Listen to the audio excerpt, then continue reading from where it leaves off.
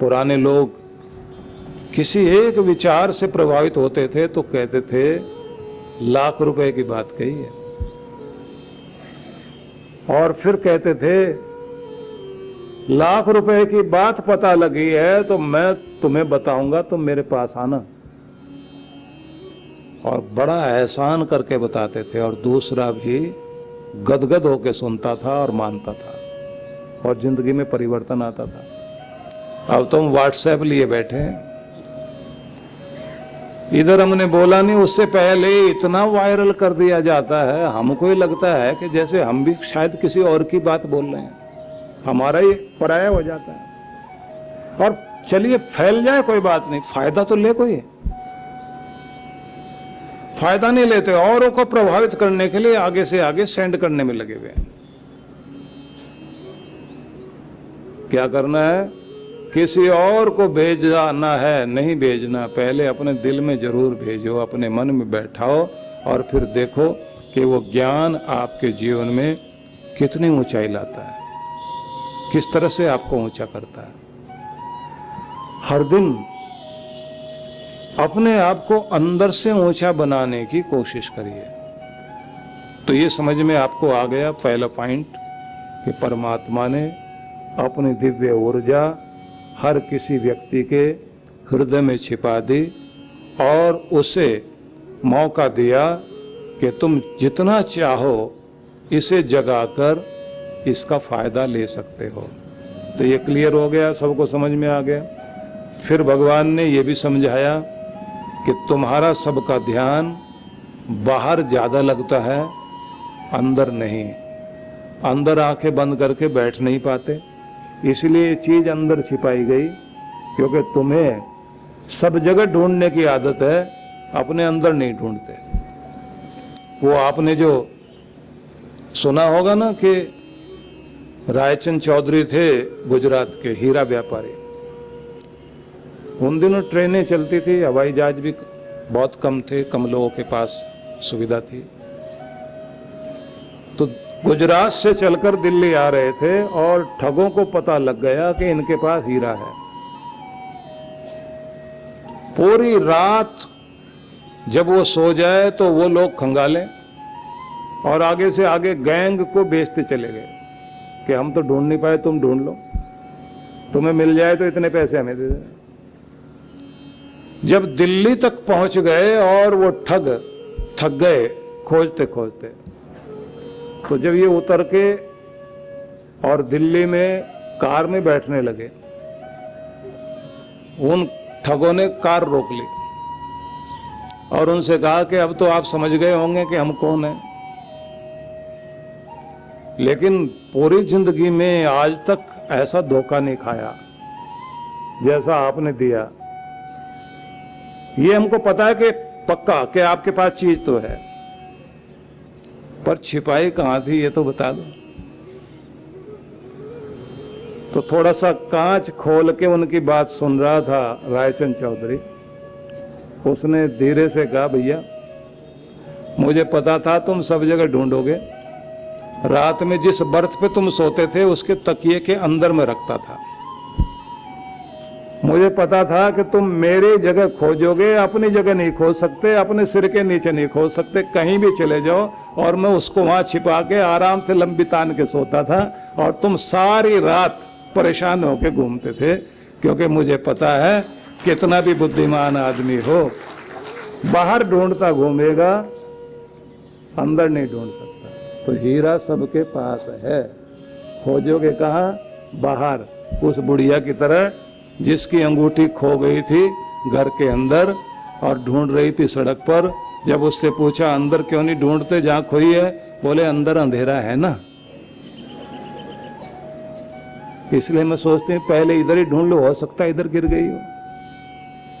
कितने भी कारण हम बताएं, हम अपने अंदर नहीं ढूंढते, क्योंकि अंदर अंधेरा नजर आता है, भीड़ नजर आती है, विचार नजर आते हैं।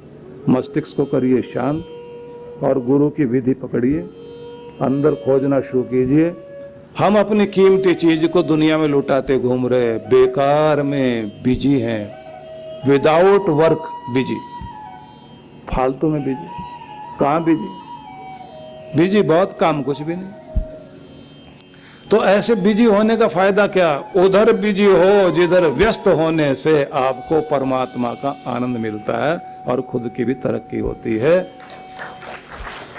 क्योंकि जीवन कब समाप्त हो जाए नहीं कहा जा सकता।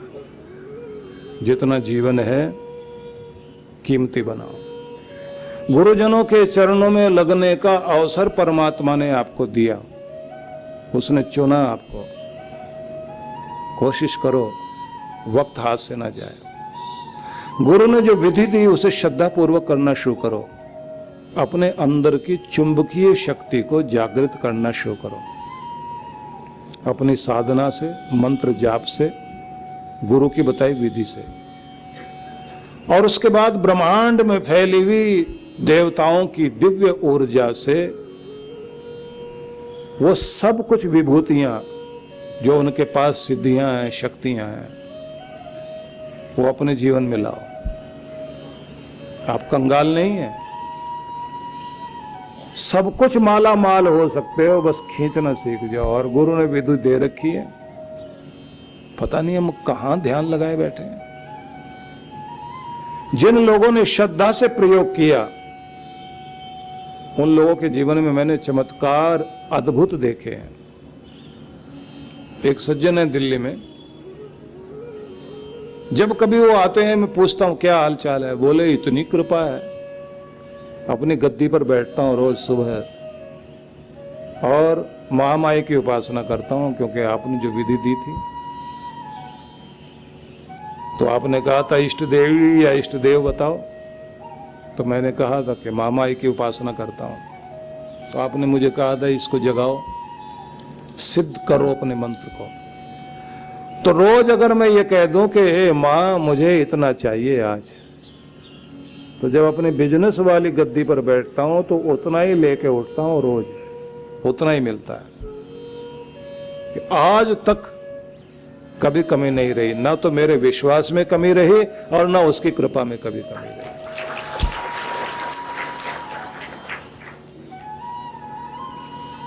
अभी हम लोग मनाली में हमारे जो आश्रम में साधना चल रही थी, एक माता वहां 80 वर्ष की एक एज में आती है। वो कहती है मुझे कोई मोह ममता नहीं है किसी से भी, अपने बच्चों से भी। कोई IAS IPS अधिकारी है, कोई बिजनेसमैन है, बेटियां भी अच्छी स्थिति में। जब कभी उनको मैं देखती हूँ ये परेशान है, तो मैं उनको ये नहीं कहती बैंक से निकाल के इतना पैसा मैं तुम्हें देती हूँ। मैं उनसे कहती हूँ तुम्हारे लिए प्रार्थना करूंगी और तुम भी प्रार्थना करो। 2 4 5 दिन में जब उनका काम बन जाता है तो वो कहते हैं माँ तुम्हारे आशीर्वाद से काम बना। तो मैं उनको समझाती हूँ कि मेरा आशीर्वाद नहीं, गुरु की कृपा है और भगवान के नाम में बहुत शक्ति है। लेकिन तुमने भी जो थोड़ा सा जपा ना, तो थोड़ा सा तो चुंबक तुम्हारा काम किया ना, तभी तो मेरे भेजने से तुम्हारी तरफ शक्ति आ गई। अपने चुंबक को और बढ़ाओ, सब कुछ मिल जाएगा, जितना चाहते हो उतना मिल जाएगा। तो अपनी चुंबकीय शक्ति को, आपके अंदर एक मैग्नेट है, आपको खुद पे भरोसा नहीं है, उस मैग्नेट का प्रयोग करना शुरू करो। तो अब मैं आपको कुछ चीजें बताऊंगा जिसको आप लोग ध्यान देंगे, क्योंकि हमारे अंदर दिव्य शक्ति परमात्मा ने छिपाई। अब उस दिव्य शक्ति को जागृत करने के लिए एक तो है योग, एक है प्रयोग, एक है उपयोग, और एक है उद्योग, और एक है सहयोग। ये सारे करने हैं आपने। जहां सहयोग करना चाहिए सहयोग करिए, जहां उद्योग परिश्रम करना है वो परिश्रम करिए, और जो कृपा मिले तो उसका उपयोग भी करना है, और जो गुरु विधि दे उसका प्रयोग करना है, और जो योग और युक्ति बताई जाए उसे ध्यान से समझना। तो कहा गया है भव तप्तेन तप्तानाम योगम परम साधनम। गुरु जो विधि देता है वो महान योग है। उस महान योग को ऐसे समझिए, भव तप्तेन तप्तानाम, इस दुनिया में जिस कारण से दुख आते हैं और दुख से पीड़ित जो लोग हैं संसार में, उन सबके दुखों का निवारण करने के लिए गुरु जो परम साधन परम विधि देता है, उस विधि को श्रद्धापूर्वक उपयोग कीजिए, कृपा होगी। और गुरु जो आपको समझाते हैं कि तुम्हें वहाँ जाना है जहाँ दुख नहीं पहुँच सकता, डर जहाँ नहीं जा सकता, ये सब संसार में रह जाते हैं, माया के पहरे में है ये सब।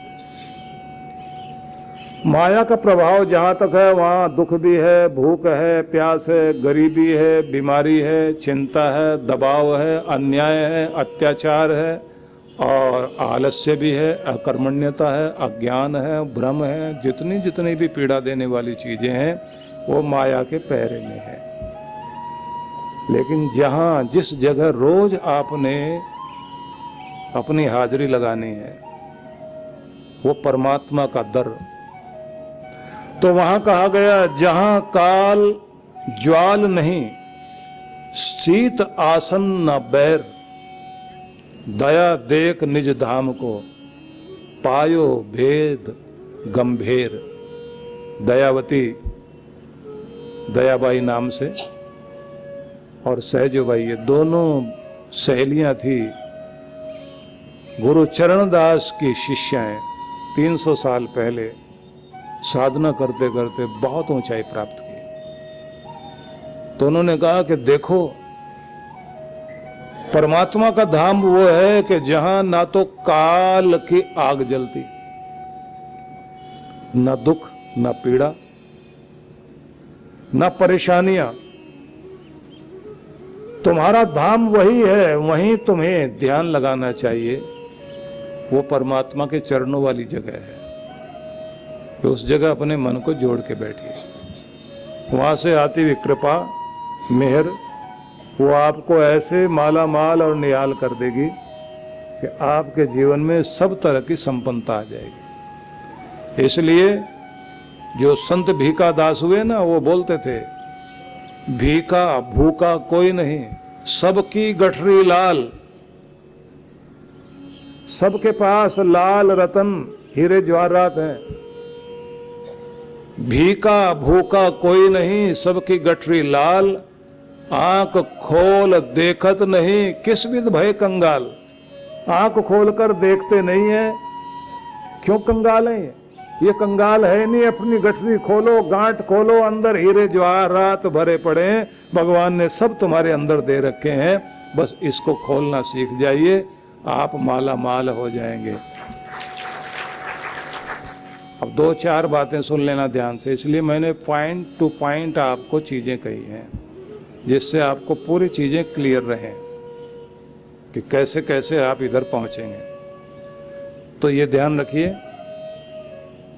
अपने पास एक डायरी हर समय रखिए और एक छोटी सी नोटबुक अपने मंदिर में, आंखें बंद करके और ध्यान लगा के ये सोचो, मुझे जीवन में क्या चाहिए और अपनी जिंदगी को कहाँ देखना चाहता हूँ। तो सोच के सारा कागज पे नोट कर दो। कागज फाड़ के निकाल के उसमें से ध्यान से उसे पढ़ो 3 बार और फिर भगवान के चरणों में रख दो। और अपनी प्रार्थना करते समय उसी को दोहराया करो, रात में सोते समय भी और सुबह भी।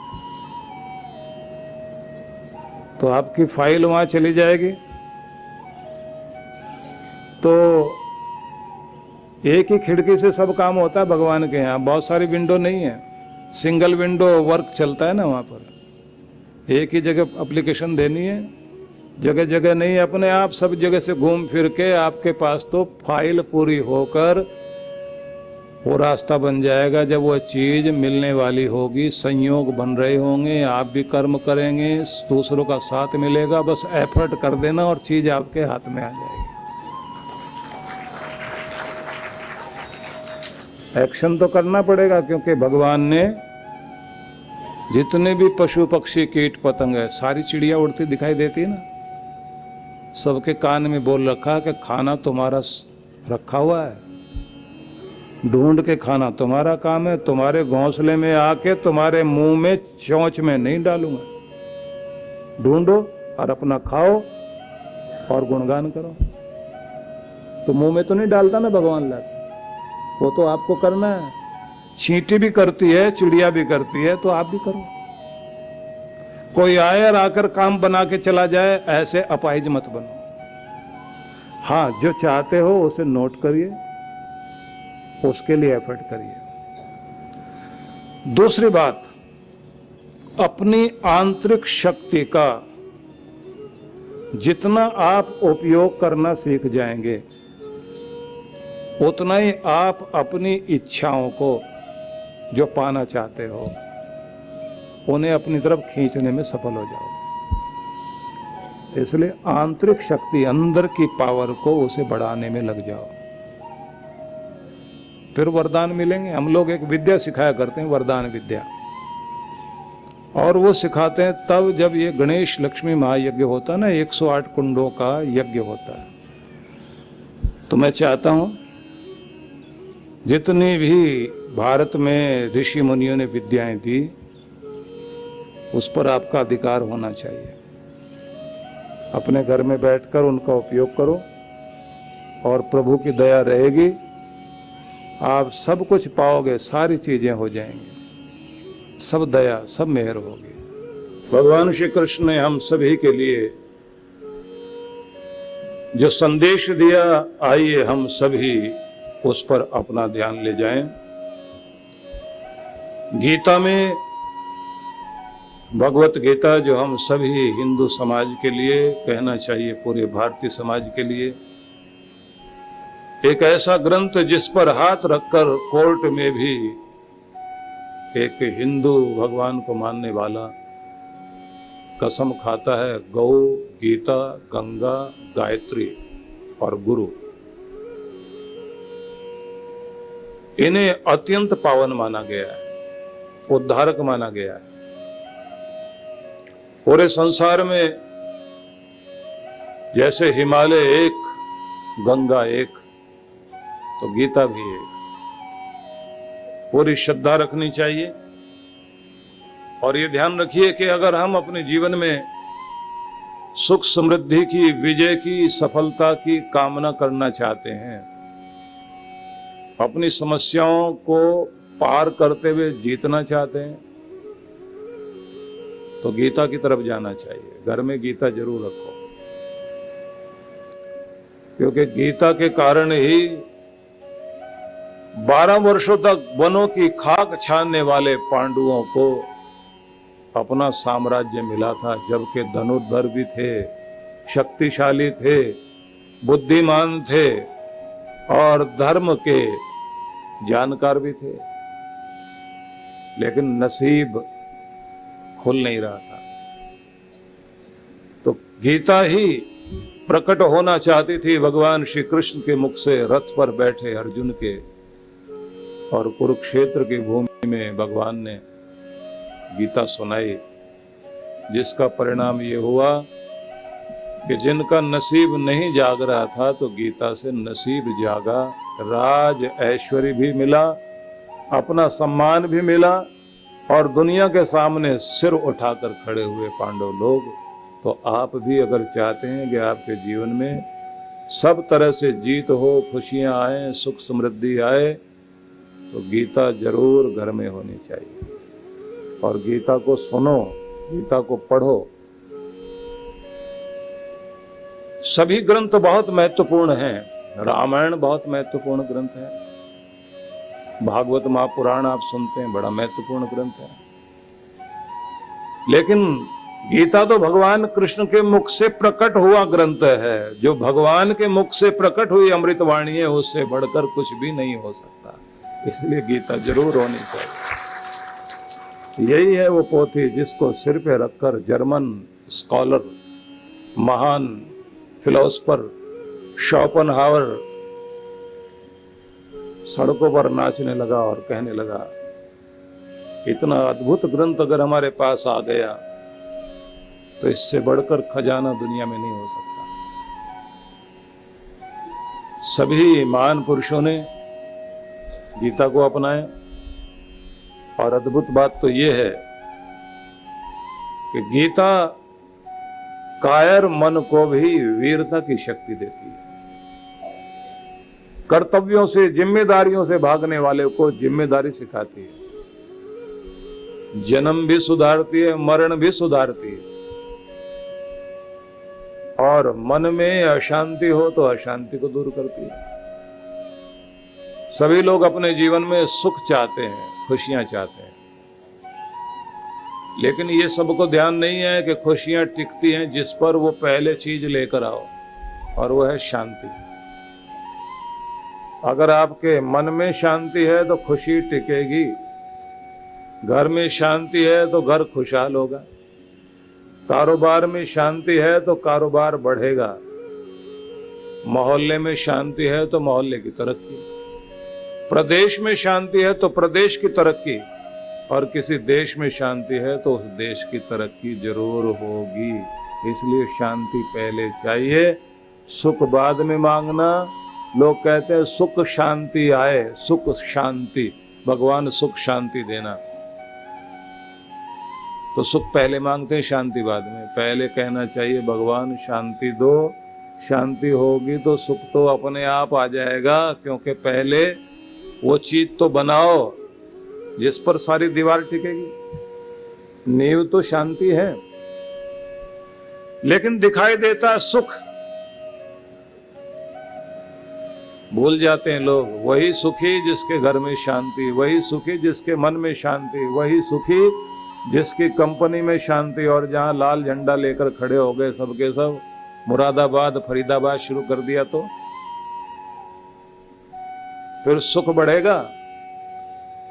फिर तो रात दिन आदमी कहेगा किसी तरह भगवान ऐसा हो जाए कि मेरे सारे यूनियन जो लेके खड़े हो गए हैं वो सब के सब शांत हो जाएं। और ये बात ध्यान रखिए, प्यार, प्रेम, एकता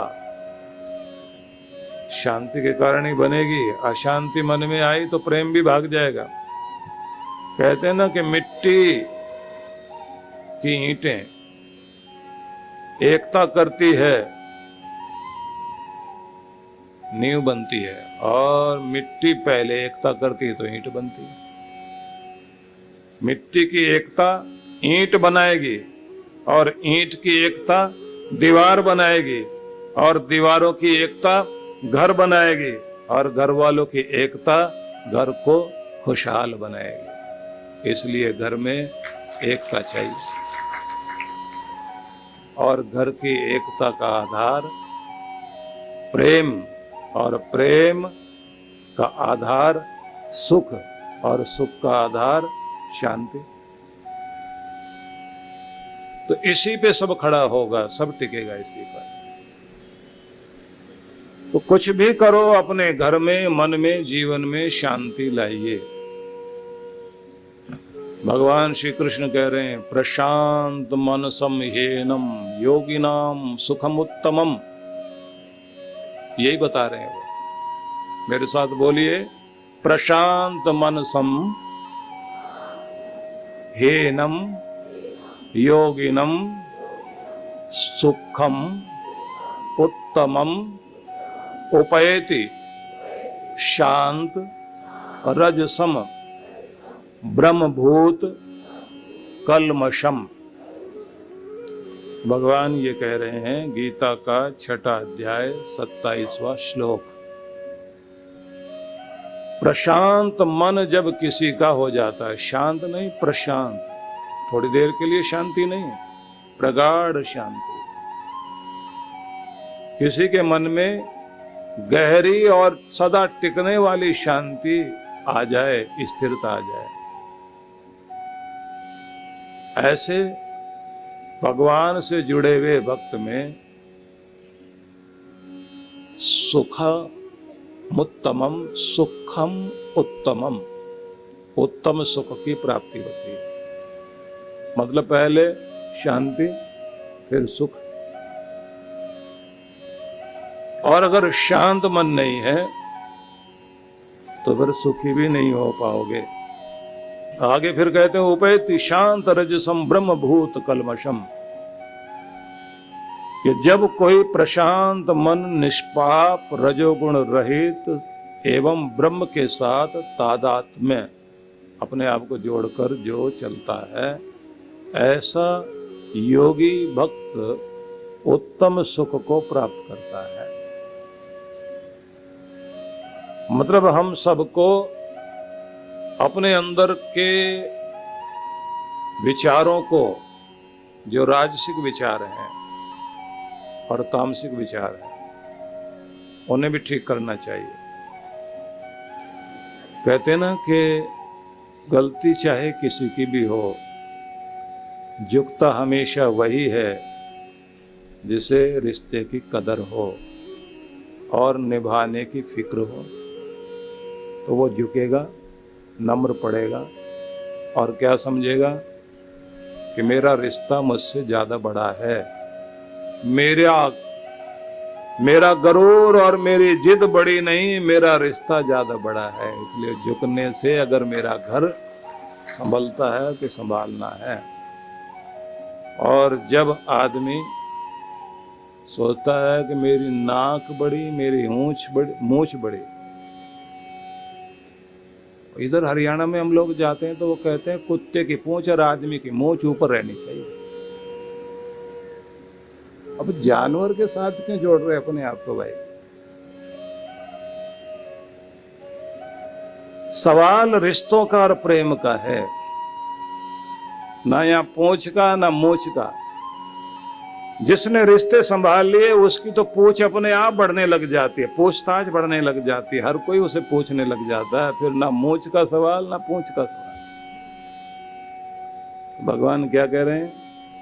भगवान कहते हैं कि प्रगाढ़ शांति को अपने मन में लाने की चेष्टा करिए और अपने प्रभु से अपने मन को जोड़ना शुरू कीजिए।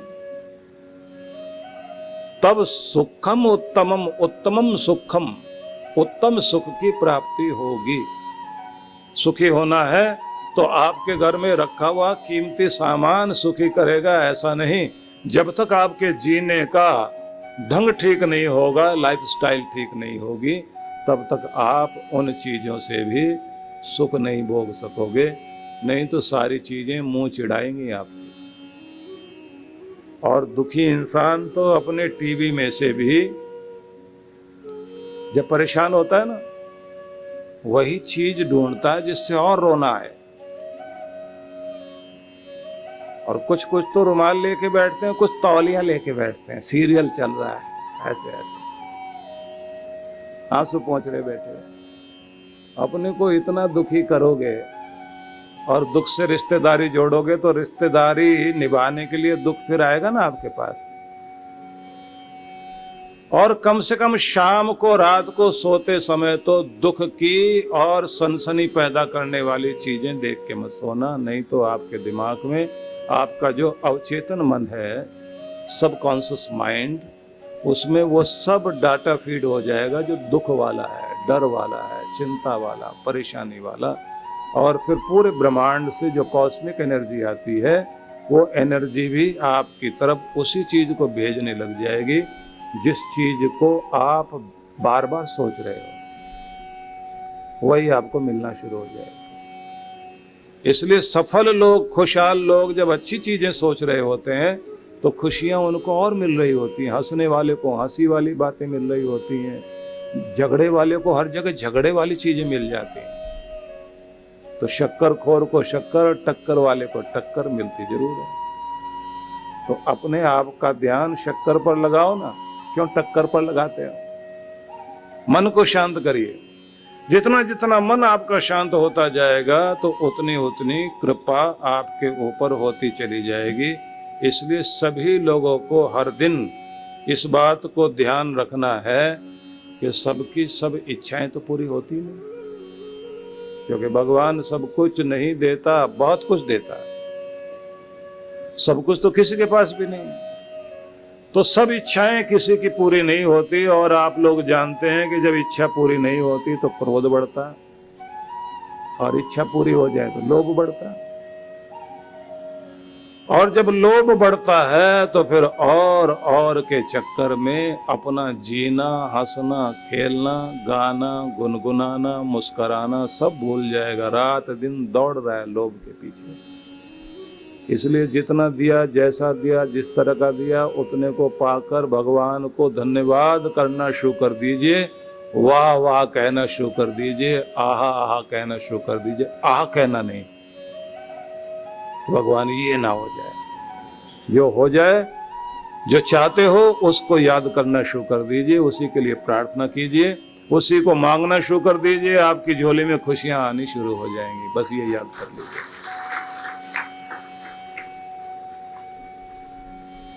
और अगर बुरा वक्त आ जाए तो उसका मतलब होता है कि इस समय संभलने का, बर्दाश्त करने का, मजबूत होने का, अपने आप को निखारने का समय है, और मजबूत हो जाओ। इसलिए कहते हैं ना कि बुरे वक्त में कोई निखरता है और कोई बिखरता है। कोई टूट के बिखर जाएगा और कोई आदमी और ज्यादा निखर जाएगा कि अब संभलने का और गलतियां नहीं दोहराने का टाइम है, सबक लेने का समय है कि जो गलतियां अब तक हुई हैं अब नहीं होंगी। अब पहले से अपने आप को बेहतर करना है, और जो अपने आप को बेहतर करता है उसके लिए सिंहासन देने को परमात्मा तैयार बैठे हैं, याद रखिए। और जो किस्मत का रोना रोने के लिए बैठ जाएगा तो आप समझ लीजिए कि वो आदमी अपने दुख को और बढ़ा लेगा। इसलिए कहते हैं ना कि जिस दिन खुलकर जी लिया वही दिन त्योहार है, बाकी तो कैलेंडर की तारीखें हैं, आ रही हैं और जा रही हैं। एक एक क्षण का आनंद मनाओ, परमात्मा को धन्यवाद दो और उससे कहो कि तू है मेरा रक्षक, तू मेरा राखा सबनी थाई, हर जगह तू मेरा रक्षक है। जब तू है तो फिर मुझे किसी चीज की क्या चिंता। तो न तो किसी के अभाव में जीना है, किसी भी चीज के अभाव में नहीं जीना। ये नहीं मेरे पास। देखिए, द्रौपदी को अन्नपूर्णा कहा कृष्ण भगवान ने। क्यों? क्योंकि 12 साल के बाद 12वें वर्ष में जब वो वन में थी और परीक्षा चल रही थी, तब कृष्ण भगवान मिलने के लिए पहुंचे और उस समय द्रौपदी की किचन में चावल ही चावल थे और कुछ भी नहीं, और घर के सब लोग वन में गए हुए थे, दूर जंगल में, डीप जंगल में पहुंचे हुए। घर में जिनकी रोज प्रार्थना करे वो आ गए, तो करे क्या?